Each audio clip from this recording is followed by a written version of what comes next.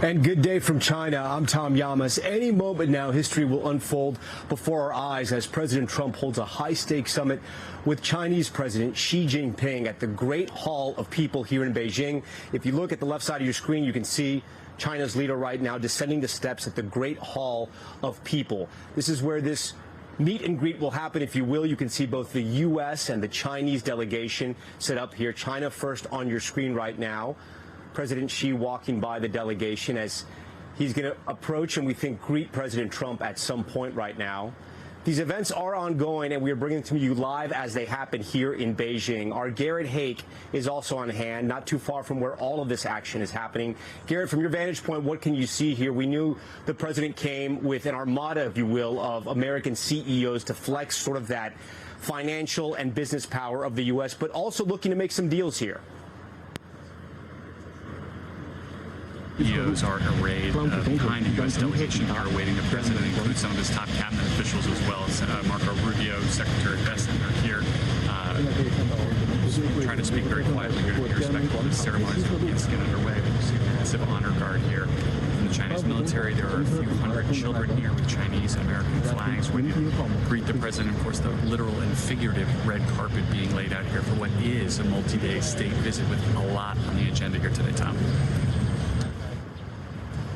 Yeah, Garrett, we thank you for that. We understand you wanting to be respectful to all the children we see there as the ceremony is beginning. We see the world-famous beast, of course, the Cadillac that is carrying President Trump as he approaches to meet President Xi Jinping here in Beijing. His second trip as commander-in-chief. You'll remember less than 9 years ago, the president first came here, a much different trip, and the things being negotiated. A lot of them are the same, but hanging over all of this, of course, the war in Iran. And will President Trump ask President Xi for his help in either opening the Strait of Hormuz? You'll remember China and Iran have a very close relationship. China buys 80% of Iran's oil. And also the back of all of this, too, Venezuela, which China had a huge relationship with Venezuela as well, purchasing oil from them as well. It'll be interesting to see how many things they talk about. What does China want? What does the U.S. want? And to answer some of that question, I want to bring in our good friend Gabe Gutierrez, who joins me from our live position here in Beijing. Gabe, the president may want to talk business, but we know the war in Iran is still front and center. And regardless if he says, you know, the financial implications are not weighing his decision-making on Iran, gas prices are very high. The polling is very low. Yeah, certainly, Tom. And that is something that President Trump, his administration, very conscious of. We heard it right now. We heard it earlier today when Vice President Vance was asked about the president's comments yesterday. President Trump was asked by reporters yesterday, and he said that he did not consider. As we see our first images of President Trump exiting the beast right now, as he's about to greet President Xi. Let's listen in for a moment. Big handshake here.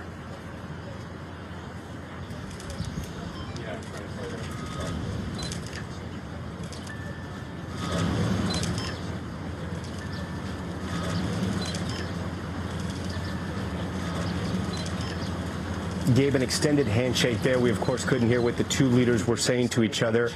As we mentioned, they've met before, as recently as October, correct, in South Korea, where they were also trying to strike some deals here. That's right. And look, right there, that is the image being seen really around the world. President Trump walking with President Xi. President Trump, as every opportunity he gets, has been talking about the close personal relationship that he has had with President Xi. This is the first time that they've met face-to-face here in China since 2017, but they have met, many times during both presidencies, and President Trump inviting President Xi back to Washington later this year.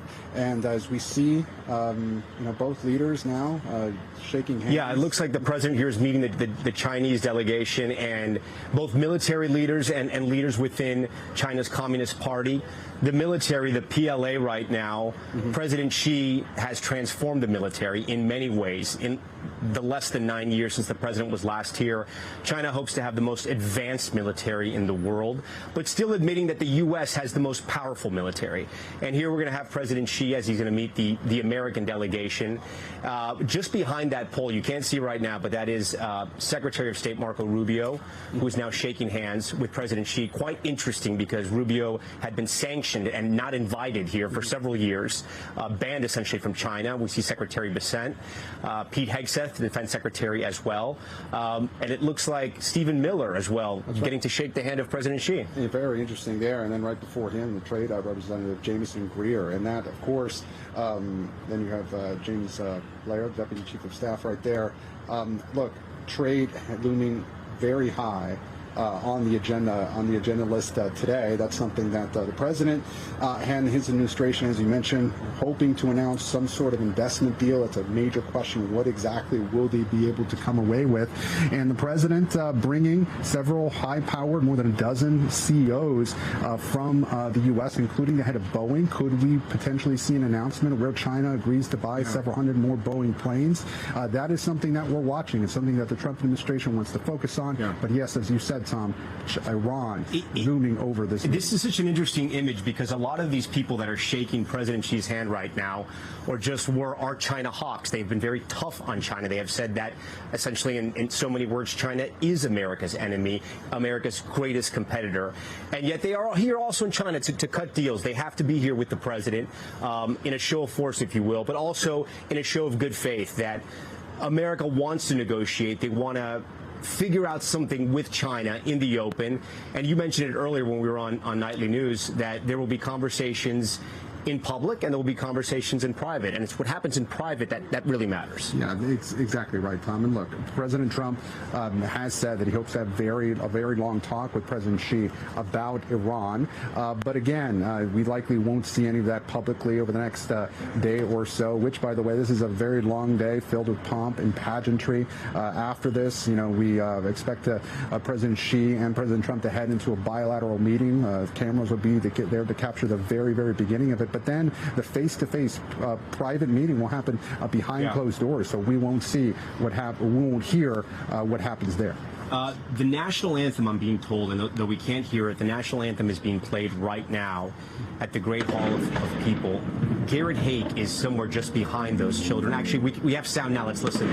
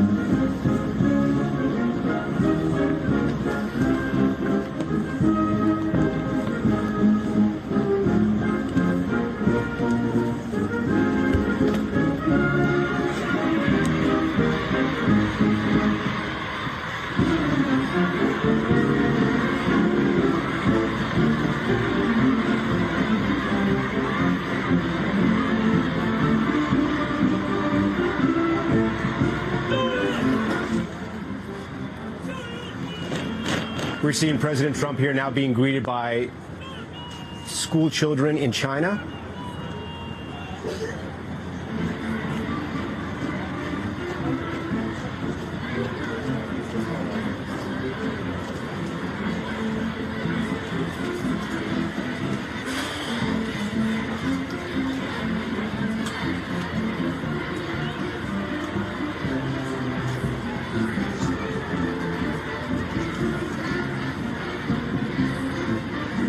President Trump seeming to enjoy this spectacle here. Chinese school children jumping up and down with flowers and American flags.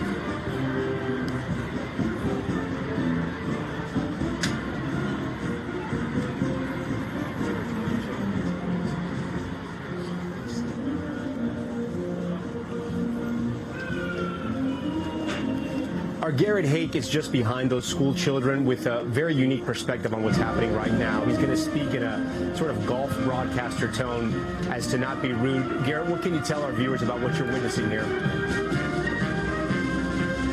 State visits are always so choreographed down to the last detail. It's something that President Trump has talked about in the past that he appreciates. He's commented in the past on the fact that the Chinese soldiers in his last visit were all of the same height, down to an eighth of an inch. This kind of personalized diplomacy, the heart of he likes to do deals and conduct foreign affairs. He's probably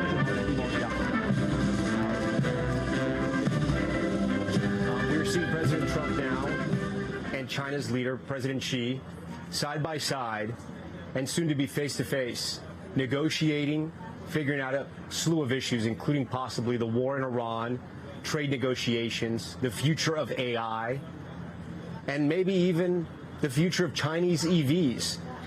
Gabe Gutierrez is joining our coverage here in Beijing, and Gabe, the president said mixed signals about Chinese EVs. It's a huge factor for the U.S. auto industry, but also U.S. lawmakers who feel that possibly it's a threat to national security if these cars were to come in at very, very low costs. And look, the president earlier today had suggested that it's his goal here to open up, to get China to open up more to American companies, not just with EVs, Tom, but also to perhaps get chip manufacturers, AI chips, to be able to go into the Chinese market potentially and allow the U.S. to export more AI chips to China. Of course, that is very controversial. There's a fierce debate about whether that's a good idea given potential national security concerns. And then there are others who say that cutting out China from the AI chip market could make them more self-reliant and cut out the U.S. In the future. So this is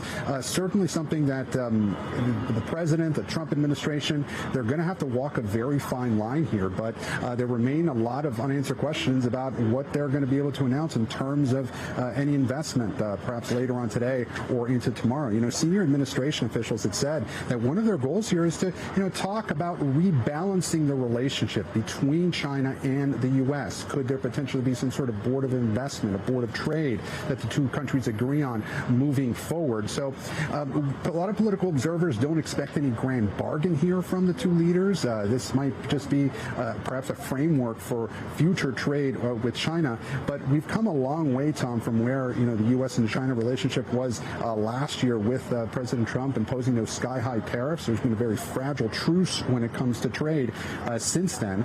But coming out of this high-stakes meeting, where does it go from here? And what does the U.S. accept as a victory here, given this very fragile trade truce that has been in effect since last year? But yeah, Tom, you're right. A lot of questions about the future of EV. I know you have said, and I know you were at a car dealership earlier this week, where there has been an incredible, it's remarkable to see some of these EVs produced here in China that can sell for as low as the equivalent of $12,000. If those were to ever make it into the U.S. market, what would happen to U.S. car makers? And could it be a situation where, U.S. car makers are, face their own issues if Chinese EVs were to ever break into that market? Gabe, we thank you for that. I want to go straight to NBC News' international correspondent, Janice Mackey-Freyer. She lives here in Beijing with her family. She covers China for us. Janice, give our viewers a little bit of a perspective and history of where this is taking place right now. Well, this is happening at the Great Hall of the People, which is on the western side of Tiananmen Square, the Forbidden City in the background with the portrait of Chairman Mao. The place that you see in historical pictures on television, it really is a storied place, and this has been quite a welcome reception for President Trump that China's Xi Jinping has coordinated. You'll recall that President Trump had been quite envious of President Xi's military parade last September. He made some comments about how beautiful it was, and it seems that President Xi has organized a small version of it as a symbol of how important and pivotal this summit could be. Pivotal for a global economy that is going through conflict and trade tension.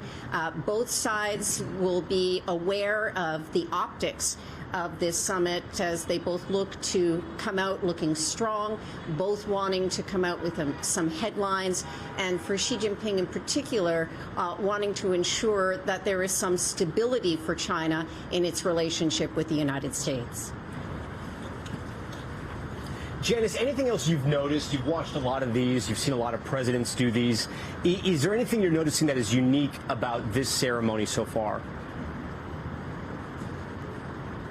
Well, when President Trump visited back in 2017, it was billed as a state visit plus. They really pulled out all the stops. So in the preparation for this summit, which was, of course, delayed by the Iran war, there was the sense that somehow China had to offer something that was almost as good, something different. We're going to see them inside the Great Hall of the People in some of the ornate meeting rooms there. In a few hours, Presidents Trump and Xi will take a private tour of the Temple of Heaven. There will be a state banquet later. There will be tea and lunch tomorrow at Zhongnanhai. That is the residence of President Xi, as well as many of the senior Politburo officials, standing committee officials. What we're seeing is the attention to detail that China puts into everything, and people will be looking at what they eat, what they drink, the colors of their ties, who clinks glasses with whom, as indications of the kind of negotiations and discussions that are happening behind closed doors. But we have to bear in mind, and you mentioned this earlier, Tom, this is a much different China that President Trump is visiting over 2017. On the way in from the airport last night, he would have seen the superhighways, the infrastructure, the tall buildings, the glitz, the sense that China is now a very prosperous place. And also that globally the mood has shifted, and China is now seeing its influence extended, and Xi Jinping wanting to present himself as a global statesman and as China as this oasis of stability in a world of chaos. Janice, you know, we were seeing President Xi there look to be somewhat jovial, smiling and almost laughing with President Trump. Is that something you see a lot? Because I'm just thinking back on a lot of the footage we see of China's leader, and it's usually pretty stern. Well, President Trump has talked often about his friendship with Xi Jinping. He talks about him being a gentleman, says that he loves his country, and there does appear to be a good relationship between the two men. That said, they are still competitors, and they're going to be addressing some very thorny issues in these negotiations: trade tensions, rare earths, critical minerals, tariffs, technology, Taiwan, all of these issues that have long been flashpoints in the U.S. China relationship. For Xi Jinping, he's probably looking less for friendship out of this than to have some sort of stability, to be able to manage tensions in the relationship in the longer term to give some traction for the Chinese economy. But we will see him being a gracious host. The sort of events and activities that they have planned for this two-day visit are a notch above what you would see for a lot of visiting heads of state.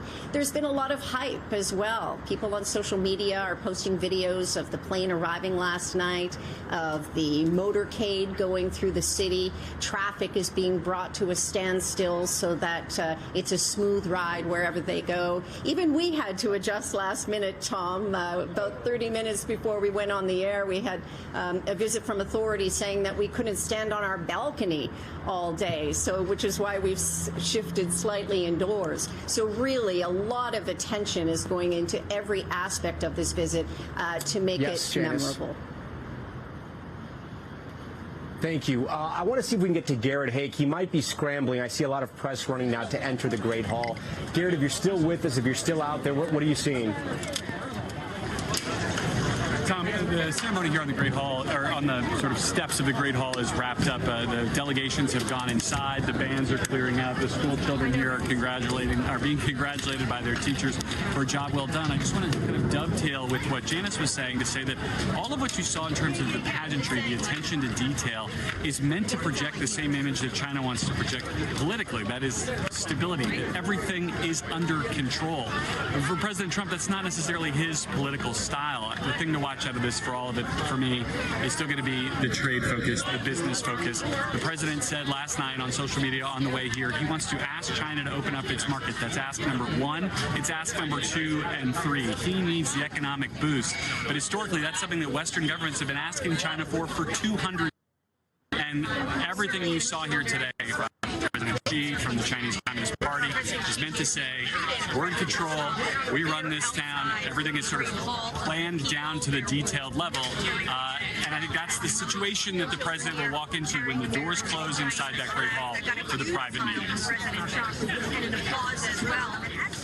All right, Garrett, we thank you for that. We're now looking at the American delegation. You see the cabinet there, along with some of the CEOs who, actually, I think this is just going to be the U.S. cabinet right now, the president's cabinet, for the bilateral talks between China and the U.S. As they enter here, there'll be an official photo as well. We're waiting for both leaders to enter.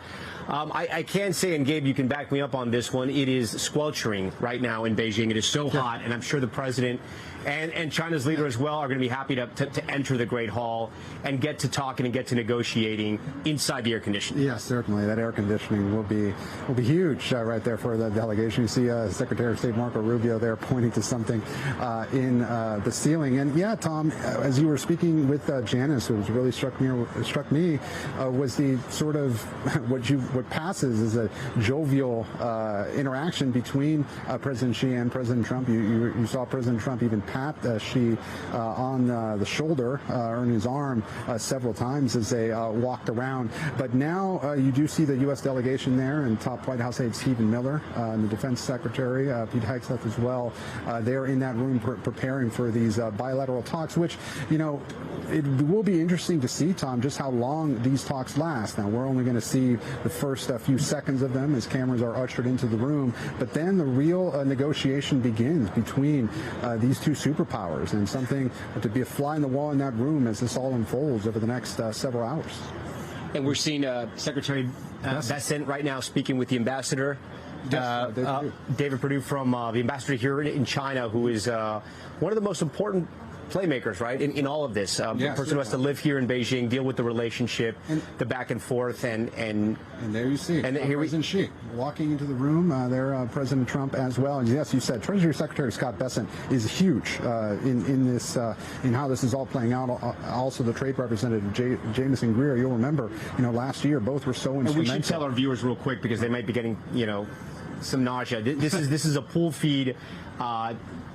Unclear who's behind the camera right now, but they're trying to set their camera up right now, get on a tripod hopefully, right, and establish a shot, which it looks like they're about to. That's right. And then, Tom, we should point out, just to pull back the curtain a little bit, this is just a traveling pool of reporters. They are shuffled in there very quickly to try and get this picture. They are scrambling as quickly as they can to get in place and then to battle all the communications issues. You might see some breakup in the picture.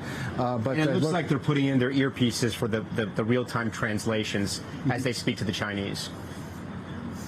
And interesting who President Trump has next to him, right? The ambassador on one side and Secretary of State Marco Rubio on the other? Yeah, certainly. Look, Secretary of State Marco Rubio, as you know, Tom, wears many hats these days. He's not only Secretary of State, he's also the National Security Advisor, in addition to several other roles in this administration.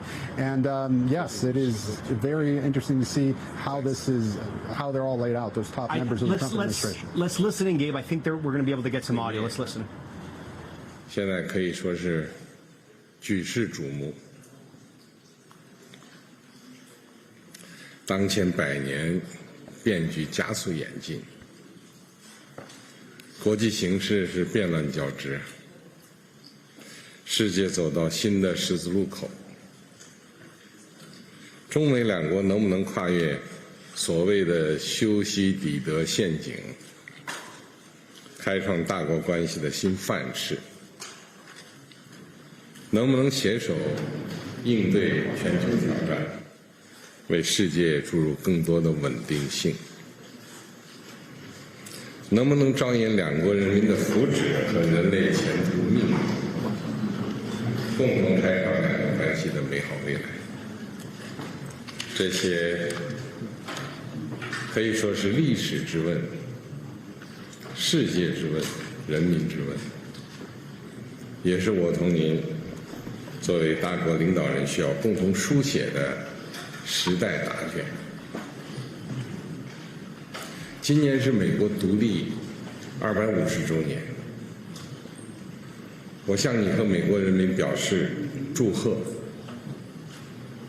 我始终认为，中美之间的共同利益 that our two countries have more common interests than 中美 differences. 各自成功是彼此的机遇， Success in one 中 is 美 an 关系稳 opportunity for 定 the 是 other, 世界的利好。 and a stable bilateral relationship is good for the world. 斗则俱伤， China and the United States both stand to gain from cooperation and lose from confrontation. We should be partners, not rivals. We should help each other succeed and prosper together and find the right way for major countries to get along well with each other in the new era. 我期待着同总统先生 Mr. President, I look forward to our discussions on major issues important to our two countries and the world, 共同为中美 and 关系 working 的 together with you 领好航。 to set the course for and steer the giant ship of China-U.S. relations 2026年 so as to make 2026成为中美关系继往开来的 a historic landmark year that opens up a new chapter in China-U.S. relations. 我就先说 I will 这么 pause 多 here and hand over to you, Mr. President. Thank you. Well, President Xi, I want to thank you very much. First of all, that was an honor like few have ever seen before.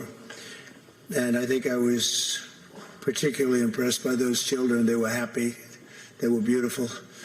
The military is obvious. It couldn't be better, but those children were amazing, and they represent so much. And I know they represent so much to you.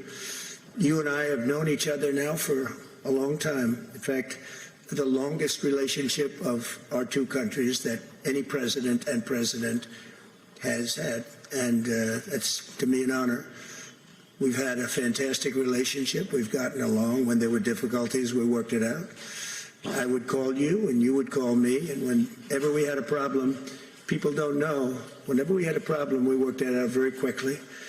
We're going to have a fantastic future together. Such respect for China, the job you've done. You're a great leader. I say it to everybody. You're a great leader.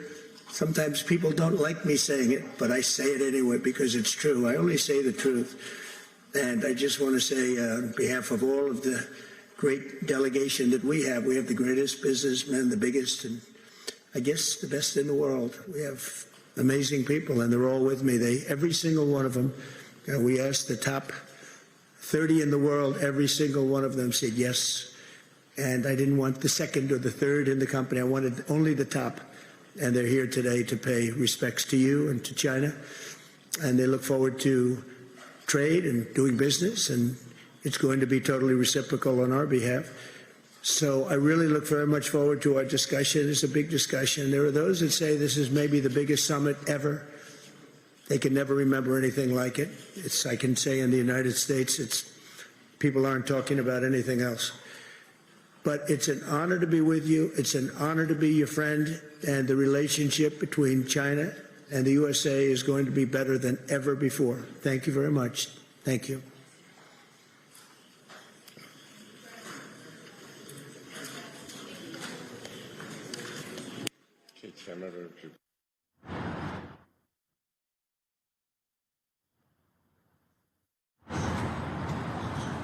We've just been listening to China's leader, Xi Jinping. It sounds like President Trump. Okay. We were waiting to see if President Trump was going to say more. It sounds like they're moving the cameras out, Gabe, which is a sign that the bilateral talks will soon begin. Yes. Very, very simpatico, if you will, at least from the get-go, the beginning of this bilateral meeting, and the president paying a lot of compliments, a lot of flattery to the leader of China, and you just wonder if that flattery comes just before a lot of asks. That's exactly right, Tom. You know, it struck me, the body language and also just how both leaders approached that opening statement. President Xi, very measured, hanging on every word. Yeah. President Trump, at least seeming to speak off the cuff, as he likes to do. Very taken aback by the welcome ceremony that he had received, both right there at the Great Hall and also the night before, getting that red carpet welcome. And yes, in terms of the asks, this is where the rubber will meet the road, right? What will the U.S. ask China in exchange for possibly these investments in the U.S. that we've been hearing so much about? What will China ask for when it comes to perhaps Taiwan? That's an issue that we've been talking about a lot leading up to this summit. Will President Trump make an ask regarding Iran, as he has been giving mixed signals of whether he will do or not? Does he want some sort of concession from the Chinese when it comes to the Strait of Hormuz or not? Gabe, stand by for us. I do want to bring in our good friend Rush Doshi. He's director of the China Strategy Initiative at the Council on Foreign Relations, and he served as deputy senior director for China and Taiwan on President Biden's National Security Council, and someone I spoke to at length before my trip here, my reporting trip here in Beijing. It's great to speak with you. You are someone who has made a career of watching China. Give me your first observations of what we've seen so far and what each leader was saying there at the table. Well, thanks, Tom. Great to be with you. And I'll just say two things come to mind right off the bat. First, the circumstances of this pageantry were really kind of remarkable and clearly had an impact on President Trump. But I will say it comes slightly below, I think, what we saw 9 years ago when President Trump last came to Beijing. Still, nonetheless, quite affecting, clearly, for the president, as you could hear from his opening remarks. The second thing you take away is watching the contrast between President Trump and President Xi's opening remarks is really quite significant. It's often the case that both sides will prepare these opening remarks and read them. Now, President Xi basically did do that. President Trump is speaking almost entirely extemporaneously. What do you think President Trump is going to be asking for here? What's at the top of his list? What's at the top of China's list? I think President Trump has a few priorities. Let's just say both sides are looking for stability right now in the relationship. And this meeting is a lot more about symbolism than it is about substance. But I think President Trump does have a few specific things in mind, particularly on the trade side of the relationship. There, as we've heard today, he wants to finally secure the sale of American Boeing aircraft to China, as well as agricultural products like soybeans and beef. And there's some talk that possibly he'll outline with President Xi a new Board of Investment and Board of Trade, which will help govern the trade and investment relationships between the two countries in a more managed way than would ordinarily be the case through, the normal market. But more than that, I think there's going to be a desire on both sides to have this meeting look like a success. And the important thing is that the symbolism here is going to be as important as anything else. If the meeting looks good, I think both sides will walk away feeling that it went well.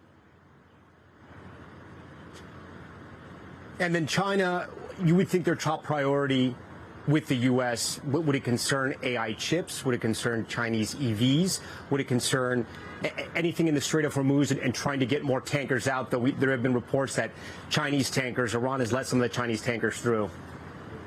Yeah, and that's a good point. In addition, on the U.S. side to seeking, some kind of progress on trade issues, Iran is a key issue for this summit. And we know that President Trump has been saying, and that his team has said publicly, that he will be pressuring President Xi on the Iran question. In particular, I think President Trump is seeking a few things. One is he wants China to stop buying as much Iranian oil. And he also doesn't want to see, and this has been reporting today, that China might supply Iran weapons, either overtly or covertly, that could be used against the United States. That is fresh news today, and the reality is that the U.S. is going to ask that not occur. And from the Chinese perspective, the top priority, in addition to having a stable meeting that basically puts the U.S. competitive posture back into a box, they're also going to want to see the U.S. maybe make some progress on Taiwan. They want to see the U.S. position change. The Chinese side has been telegraphing now for many, many weeks that they expect that Taiwan will be raised by President Xi, and it will be a big issue. And what specifically they want is for the U.S. to change its Taiwan policy for the first time in 40 years, as well as to pre-negotiate with China on the question of what weapons the U.S. sells to Taiwan, something that is against U.S. policy, but a top priority for President Xi. I'm being told President Xi just said that the U.S. and China should be partners, not competitors. Do you think he's being honest? Well, the language that we heard from President Xi was not atypical. Having staffed some of these previous summits for President Biden, and many of these videos are available online for viewers who might be interested, you can see President Xi says the same kind of things in these settings. It's careful, it's measured, it's positive. And yes, he'll say stuff like, we're partners, not rivals, although realistically, China acts in many ways as if we are intense competitors, rivals, and potentially future adversaries as well. So, you have to say the right things in a setting like this and maybe elide over the facts just a bit. President Trump, notably, though, very different, of course, not reading from any kind of prepared script the way most American leaders would in a situation like this, really just speaking off the cuff, talking about how the pageantry really moved him, as well as talking about how he hopes that this summit, which is, as he put it, the biggest summit ever, as some are saying, is a success. And that, is pretty sincere. Rush, we thank you for your time. Gabe, walk our viewers through what we're going to expect over the next coming hours. Well, over the next several hours, this bilateral meeting will unfold. Then the president will head to the Temple of Heaven, a historic site here in Beijing, before later on tonight, a historic state banquet. The president will attend with President Xi before some final meetings tomorrow. But a lot unfolding here over the next couple hours, Tom. All right. Gabe Gutierrez, part of our team here, reporting on the president's historic visit to China. We thank you for watching, and remember, stay updated on breaking news and top stories on the NBC News app or watch live on our YouTube channel.